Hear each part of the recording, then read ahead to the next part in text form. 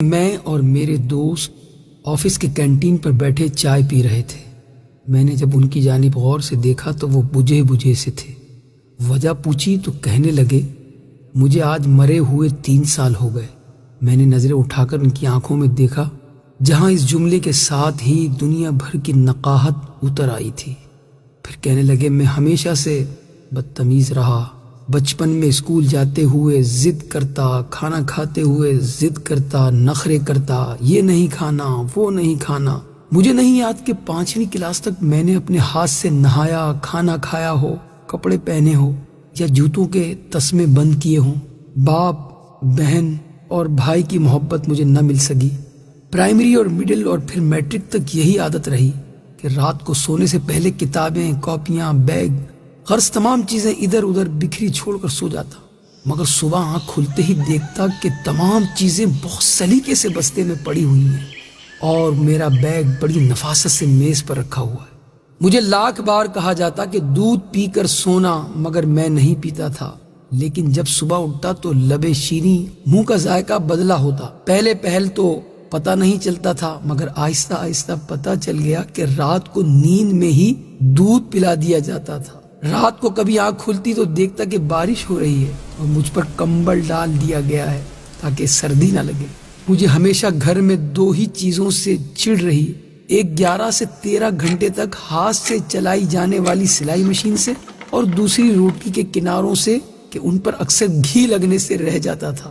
مگر روٹی کے وہ سوکھے ٹکڑے جو میں اتار دیتا تھا، نہ تو کبھی گھر سے باہر فروخت ہوتے ہوئے دیکھے اور نہ ہی کوڑا دان میں کبھی نظر آئے۔ اور جب بھی مجھے پیسے چاہیے ہوتے تو میں اسی سلائی مشین کا رخ کرتا جس سے مجھے چڑ تھی۔ جب بھی مجھے کبھی معمول سے ہٹ کر زیادہ پیسوں کی ضرورت ہوتی تو دیکھتا کہ گھر میں سلائی مشین کے چلنے کا دورانیہ 16 گھنٹے تک جا پہنچتا۔ مجھے یاد ہے کالج میں داخلے کے وقت مجھے 1500 روپے چاہیے تھے۔ میں نے گھر آ کر بتا دیا۔ اسی رات 2 بجے کے قریب میری آنکھ کھلی تو گھر کے برآمدے میں کچھ کھٹ پٹ ہوتی ہوئی محسوس ہوئی۔ ذرا غور کیا تو محسوس ہوا کہ جیسے کوئی گھٹی گھٹی سسکیوں کے ساتھ رو رہا ہے۔ چپکے سے برآمدے میں جا کر دیکھا تو موٹے شیشے کا چشمہ لگائے میری ماں جانے کب سے مشین میں دھاگا ڈالنے کی مسلسل کوشش کر رہی ہے اور ساتھ ساتھ آنسو بھی گر رہے ہیں۔ میں نے پوچھا، کیا کر رہی ہو ماں؟ ماں نے چونک کر میری طرف دیکھا اور جلدی سے آنسو صاف کرتے ہوئے چہرے پر مسکراہٹ سجاتے ہوئے بالکل صاف آواز میں کہنے لگی، وہ سامنے والی سریا کی بھائی کی شادی ہے تو اس نے کہا کہ صبح تک 2 سوٹ سلائی کر دو، اس لیے بیٹھی ہوں، لیکن دھاگا سوئی میں نہیں ڈل رہا۔